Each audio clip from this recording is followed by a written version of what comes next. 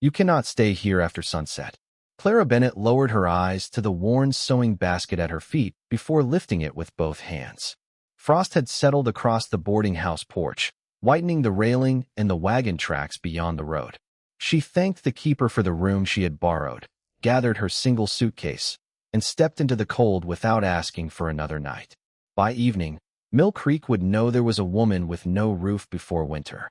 She walked slowly past the church, the feed store, and the bakery where warm bread filled the air. She paused only long enough to count the coins inside her glove. Not enough for a loaf. She folded the glove closed and continued toward the edge of town. People noticed her.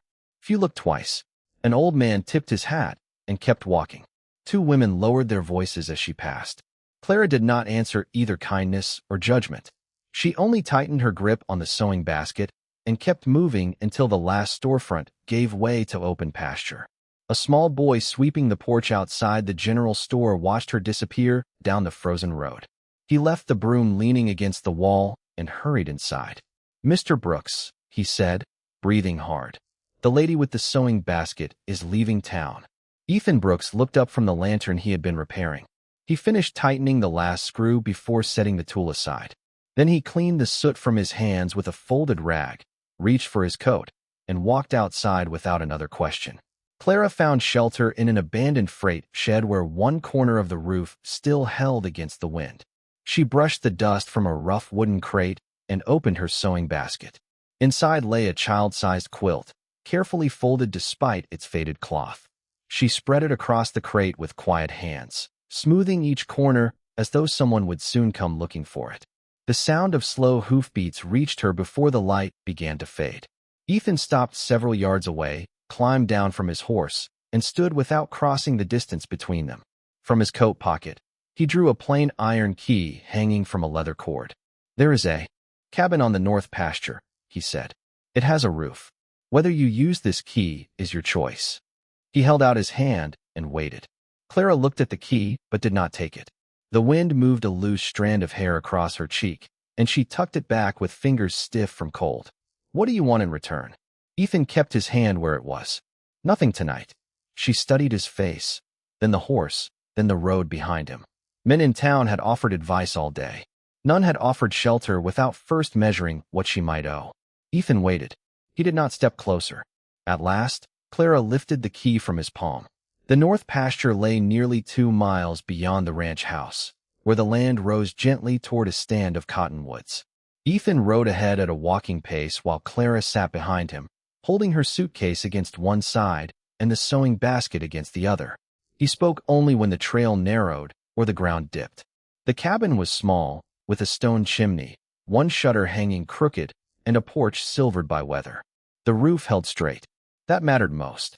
Ethan opened the door, lit the lamp, and checked the stovepipe before bringing in an armful of split oak from the lean-to. He set a tin coffee pot beside the hearth and placed a wrapped loaf of bread on the table. "The well is 30 yards east," he said. "Pump handle sticks when it freezes. Lift before you pull." Clara noticed the cabin had been swept. A clean blanket lay folded on the bed. There was no dust on the cup beside the coffee pot. Someone had prepared the room before coming for her. She looked toward him, but Ethan was already tightening the loose latch on the shutter. He worked until it caught properly, then tested it twice. "I can mend shirts," she said, "and quilts. I can keep accounts if they are written plainly." He nodded once, not agreeing to a bargain, only hearing her. At the door, he paused. "There is work on the ranch if you decide you want it.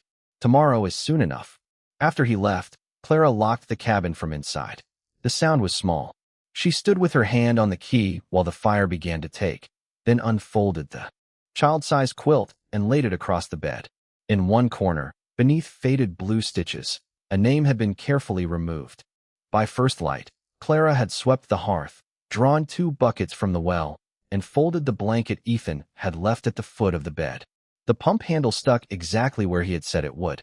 She lifted before pulling, and the iron gave with a low groan.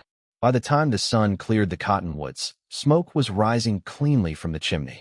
Ethan found her at the ranch house an hour later with the sewing basket on one arm and the loaf he had brought wrapped in fresh cloth. She had cut only one slice for herself. The rest she set on his kitchen table. "You said there was work." He looked at the bread, then at her hands. There is. He showed her the mending stacked beside the pantry. 3 torn shirts, 2 feed sacks, and a wool coat with the lining loose at one shoulder. He did not tell her how to do it. Clara sat near the window where the light was better and began with the coat. Ethan returned to the yard. All morning, she heard the steady rhythm of an axe, the scrape of a shovel against frozen ground, and once, the brief sound of a boy laughing near the barn. Near noon, the same child who had fetched Ethan in town appeared at the kitchen door. His name was Samuel, the son of Ethan's widowed sister, and he spent most days at the ranch while she worked at the store. He watched Clara turn the coat sleeve inside out. "That stitch will hold," he asked. "Longer than the old one." Samuel came closer. His eyes settled on the small quilt folded beside her basket. He touched the corner where the stitches had been picked away. Why did somebody remove the name? Clara's needle stopped. Only for a moment. Because it was safer not to carry it. Samuel waited, but she bent over the coat again. At supper, Ethan examined the repaired seam, pulled once at the cloth, and set the coat beside his chair. Then he placed $2 on the table. Clara looked at them. "That is too much. The work is sound." He poured coffee into a second cup and pushed it toward her, leaving enough space between them for choice. She took the cup. Outside, the wind moved over the pasture, but the cabin key remained warm in her pocket. The days settled into a rhythm that did not ask to be noticed. Clara crossed the north pasture every morning after first light with her sewing basket on one arm and returned to the cabin before the evening frost reached the grass. Ethan left work where she would find it without knocking on her door. Torn shirts, worn gloves, feed sacks, a saddle blanket with its binding coming loose. Each evening she returned them folded, brushed clean, and entered the payment carefully into the ledger before setting it back on the kitchen shelf. He never questioned her figures. She never asked for more than the work was worth. On the 4th morning, Clara found a small bundle of lamp wicks beside her coffee cup. No note. The next day, there was a sack of flour resting just inside the cabin door before sunrise. She answered in the same quiet language. One afternoon, she repaired the canvas cover over Ethan's seed wagon before the weather could split the tier wider. Another morning, she replaced the missing buttons on Samuel's winter coat before he realized they were gone. Little by little, the ranch began to carry signs of her hands. A fresh towel appeared beside the wash basin every Monday. The coffee tin was never empty. The pantry shelves stayed orderly even after long workdays. Samuel no longer lingered outside the kitchen. He stepped inside, removed his boots without being reminded, and carried scraps of cloth to Clara's table while she worked. One afternoon, he brought a small wooden keepsake box with its broken lid tucked beneath his arm. "It was my father's," he said quietly. "Mama keeps letters inside." Clara turned the box over in her hands. The old hinges had torn free from the soft pine. Instead of replacing them with metal, she cut 2 narrow strips from worn harness leather, stitched them carefully into place, and fastened the lid so it opened smoothly without splitting the wood again. Samuel opened and closed it several times before smiling to himself and carrying it back toward the barn. Ethan arrived near sundown with a pine board, balanced across one shoulder and a handful of iron hooks in his coat pocket. The cabin wall above Clara's stove stood empty. Without discussion, he measured the space, planed the board on the porch, and built a sturdy shelf where flour, coffee, and her sewing basket could stay dry through winter. Clara held the lantern while he worked. The only sounds were the scrape of the plane and the steady tap of the hammer. When the last hook was fastened, Ethan gathered every wood shaving into his hat instead of leaving them on her floor. Before stepping outside, his eyes rested briefly on the child-sized quilt folded neatly across the end of the bed. One corner now held fresh blue stitches, though the missing name was still absent. He said nothing. Clara placed her sewing basket on the new shelf, set the ledger beside it, and watched the room settle into silence. The cabin still belonged to the ranch, but for the first time, it no longer felt like a place she was merely borrowing. The first snow came before the cattle had been moved from the north field. Clara saw it through the ranch kitchen window, thin white flakes settling on the fence posts while Ethan and Samuel worked along the lower pasture. She finished the last shirt in the mending stack, folded it, then noticed the supply ledger beneath Ethan's coffee cup. 3 sacks of grain remained. The flour barrel was nearly empty. A note in the margin showed the winter order had been delayed at the mountain pass. Clara read the figures twice. Then she opened the pantry and counted what was there. By noon, she had divided the beans into weekly portions, rendered the last of the cooking fat, and mixed a starter that would make the flour stretch farther. She said nothing when Ethan returned. She set bread, beans, and warm coffee on the table, then slid the ledger toward him with her calculations written beneath his. Ethan studied the page. This gets us through 6 weeks. 7, if the hens keep laying. He looked toward the yard, where Samuel was brushing snow from the woodpile with his sleeve. They will slow down. Then 6. Ethan nodded. The next morning, he built a covered bin beside Clara's cabin so mice could not reach her stores. She found him there before sunrise, fitting the lid without waking her. By afternoon, Clara had sewn grain sacks into draft curtains for the ranch house and stuffed the gaps beneath the doors with rolled wool. Samuel carried scraps from room to room and held the measuring cord while she worked. On the 3rd day, his mother, Ruth Brooks, arrived from town with 2 baskets of laundry and a face worn thin by long hours at the general store. Clara made room near the stove without asking questions. She washed the shirts, repaired Ruth's winter gloves, and placed a bowl of soup beside her before the woman had removed her coat. Ruth ate slowly. When she finished, she ran one thumb across the new stitching and looked at Clara for a long moment. Samuel says you fixed the letterbox. Clara poured more coffee. It only needed another way to open. After that, Ruth began leaving Samuel at the ranch before daylight. Clara packed his noon bread in clean cloth, checked the buttons on his coat, and gave him small work beside her instead of sending him away. He learned to wind thread, sort needles, and keep flour off the damp side of the pantry. Ethan watched from doorways but did not interrupt. Each evening, he carried wood to Clara's porch.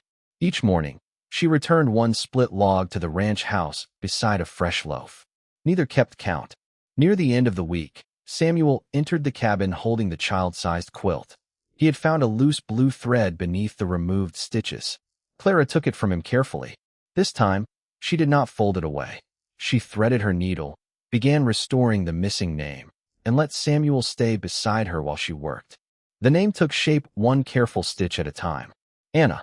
Samuel sounded it quietly when Clara tied off the last blue thread. He did not ask who Anna was. Instead, he carried the quilt to the chair near the stove and spread it flat so the repaired corner would not crease. The next morning, he left a small wooden spool beside Clara's sewing basket. It had been sanded smooth and marked with the same name in uneven pencil. Clara set it on the new shelf above the flour tin. She did not put it away. Winter settled into the valley in steady layers. The road to town hardened beneath snow. The cattle stayed close to the lower windbreak, and the ranch moved by lamplight before dawn. Ethan brought milk from the barn each morning and left it inside Clara's door before the cold could skin the top. She returned the pail washed and filled his coat pockets with scraps of wool to mend the places his gloves did not cover. Ruth began eating supper at the ranch twice a week after closing the store. Clara kept her place at the table without ceremony. 1 plate, 1 coffee cup, 1 chair drawn near the stove. Samuel learned to knead bread with both hands and too much flour. Ethan showed him how to split kindling straight. Clara showed him how to mend the tear in his own sleeve. The boy did both badly at first. No one hurried him. One afternoon, the north wind pushed loose snow beneath the ranch house door.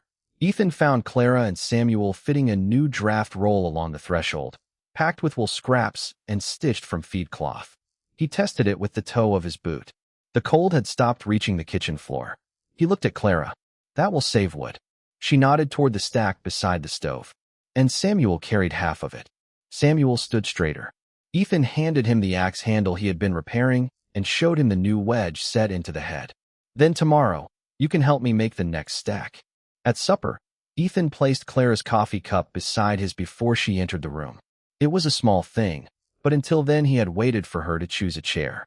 Clara noticed the cup, hung her shawl on the peg Ruth had begun calling hers, and sat down. Later, when Ruth and Samuel started back toward town, the snow thickened enough to hide the fence line. Ethan hitched the wagon while Clara wrapped bread, coffee, and the child-sized quilt into a basket. Ruth looked at the quilt when Clara placed it over Samuel's knees. Anna, she read from the corner. Clara's hands paused on the edge. My daughter, she said. Nothing in the yard moved except the falling snow. Ruth covered Clara's hand with her own for one brief moment, then tucked the quilt closer around Samuel. Without asking for the rest, Ethan heard the words from beside the horse. He did not turn toward Clara until the wagon had disappeared down the road. Then he carried the empty basket back to the cabin, set it beside her sewing shelf, and repaired the loose board on her porch before the night grew colder. 3 mornings later, a stage driver stopped at the ranch with the mail tucked beneath his heavy coat. Among the letters was one addressed to Clara Bennett. She opened it beside the kitchen stove while bread rose beneath a clean cloth and Samuel sorted dried beans across the table. A dressmaker in Cheyenne had answered the boarding house keeper's recommendation. There was steady work, a furnished room above the shop, and a place waiting if she arrived before the mountain pass closed for the season. The stage would return at noon. Clara folded the letter carefully instead of reading it twice. Samuel watched her hands before he looked at her face. "Are you leaving?" he asked. Clara rested the letter beside the ledger. "There is honest work there." Samuel nodded quietly. He understood work. He did not understand why good people always seemed to leave. Outside, the north wind gathered snow across the lower pasture where Ethan was bringing the cattle toward the winter barn. By the time he reached the house, frost clung to his hat brim and one harness strap had torn nearly through. He carried it inside and laid it on the kitchen table without complaint. Clara looked from the torn leather to the clock on the mantel. The stage would arrive soon. Ethan reached for his repair tools. Clara placed her hand gently over the harness before he could lift it. "The herd needs you before the storm reaches the creek," she said. Ethan studied her for a moment, then gave a single nod and returned to the barn without another word. Samuel held the lamp while Clara worked. She cut a sound strip from an old trace hanging beside the workbench, doubled the weakened section, and stitched through the leather with heavy waxed thread until every pull sat even and tight. By the time Ethan hitched the team again, the repair looked older than the original strap. The distant stage bell drifted. Across the frozen road, Clara glanced toward her suitcase standing beside the cabin door. She lifted it once. Then she carried it back inside the ranch house and slid it beneath the wooden peg where Ruth always hung her coat. The letter from Cheyenne did not go into the fire. She folded it neatly and placed it inside the ledger between the winter accounts, as though it belonged to a season that had already passed. Instead of waiting for the coach, she measured flour into the mixing bowl and began another loaf of bread before the first one had cooled. When Ethan returned after dark, snow resting across his shoulders, he noticed the suitcase was no longer waiting by the door. He said nothing. Clara handed him a warm cup of coffee before he removed his gloves. Samuel carried fresh bread to the table without being asked. Ethan reached into his coat and laid a second iron key beside Clara's cup. "The front door sticks when the weather turns," he said quietly. Clara closed her fingers around the key. The first one had given her shelter. This one waited where family lived. The second key stayed in Clara's apron pocket for nearly a week before she used it. Each morning, she still crossed the yard from the north pasture cabin with her sewing basket on one arm, unlocking the ranch house only after Ethan had already finished the morning chores. Nothing was hurried. Nothing was assumed. The cabin remained hers to sleep in. The house slowly became the place where each day began. By then, the pantry ledger rested where Ethan expected to find it. Samuel knew where Clara kept every spool of thread, and Ruth no longer knocked before stepping through the kitchen door after work. Spring reached Mill Creek by degrees. Wagon wheels no longer broke through frozen ruts, and the creek carried snowmelt instead of ice. One Saturday, Clara rode into town with Ruth to buy flour, lamp oil, and seed potatoes. Ethan followed later with the freight wagon to collect lumber from the mill. Inside the general store, the boarding house keeper recognized Clara immediately. "I heard Cheyenne offered you respectable work," she said, loud enough for nearby customers to hear. "I suppose ranches cannot keep charity forever." Clara finished counting her coins before answering. She slid them across the counter for the flour and reached for the receipt without lifting her eyes. Before she could speak, Ethan came through the doorway carrying 2 heavy sacks over his shoulders. He set them beside the wagon list, opened the ledger Clara had prepared, and checked each figure against the invoice. The storekeeper glanced between them. "She's still working for you, Brooks?" Ethan nodded once. "She keeps the accounts." He turned another page. "She manages the pantry." Another page. Every repaired coat, harness, and grain sack on my ranch has passed through her hands this winter. He closed the ledger gently. She earns every dollar written here. Nothing more, nothing less. The room grew quiet. Ethan lifted the flour and carried it outside as though the conversation required no further attention. Samuel, waiting beside the wagon, had spread Anna's quilt across the wooden seat to protect the supplies from damp boards. When one of the freight hands reached to move it aside, Samuel stopped him first. "Leave it there," he said. "It belongs to Miss Bennett." On the ride home, Ethan handed Clara the reins while he secured the last bundle in the wagon bed. She guided the team over the muddy road without instruction. Back at the ranch, Ethan carried her suitcase from the north pasture cabin into the bedroom across from Samuel's. He set it beside the bed, placed the second key on the dresser, and quietly removed the first one from the leather cord she carried every day. "The cabin is still there," he said, "but you should not have to walk across a frozen pasture to come home." By the time the cottonwoods along the creek turned green again, Clara no longer thought about which door she belonged behind. The sewing basket rested beneath the front window of the ranch house, where the morning light reached it first. The ledger stayed on the kitchen shelf beside the coffee tin. Samuel's wooden keepsake box sat above it, its leather hinge worn smooth from daily use. Anna's quilt remained folded across the chair nearest the stove, no longer tucked away, no longer hidden beneath other things. Spring brought its own work. Ruth planted beans behind the house, while Samuel carried water 2 buckets at a time, spilling nearly as much as he saved. Ethan repaired the south fence after the thaw, and Clara kept the accounts in the evening, adding seed costs, lumber receipts, and wages beneath the steady glow of the lamp. Every noon the table was set before anyone was called inside. For plates, for coffee cups, fresh bread wrapped in clean cloth. No one wondered where Clara would sit. Her chair waited with the others because it had quietly become hers. One Sunday afternoon, Ethan walked to the north pasture carrying a new lock and a small box of tools. Clara followed with the old iron key resting in her palm. The cabin looked much as it had on the evening he first handed her shelter, though the porch had been repaired and the chimney stood straight against the spring sky. Ethan replaced the worn lock and tested the door twice before stepping back. "The next hand caught out by weather should find it ready," he said. Clara looked inside one last time. The shelf Ethan had built stood empty now. The stove was cold. There was nothing left waiting for her there. She closed the door gently, turned the old key once, and placed it in Ethan's hand. He looked at it for a moment before walking back toward the ranch house. Instead of putting it into his pocket, he hung it on the peg beside the kitchen door where every ranch hand could reach it if shelter was ever needed. That evening Samuel burned the first biscuits he had baked by himself. Ruth laughed softly as she scraped away the darkest edges. Ethan ate one without complaint. Clara poured fresh coffee, broke the warmest piece of bread in half, and set the larger piece on Samuel's plate before taking her own seat.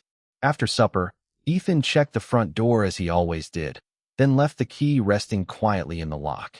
Clara turned it from the inside. The sound was small, familiar, and certain.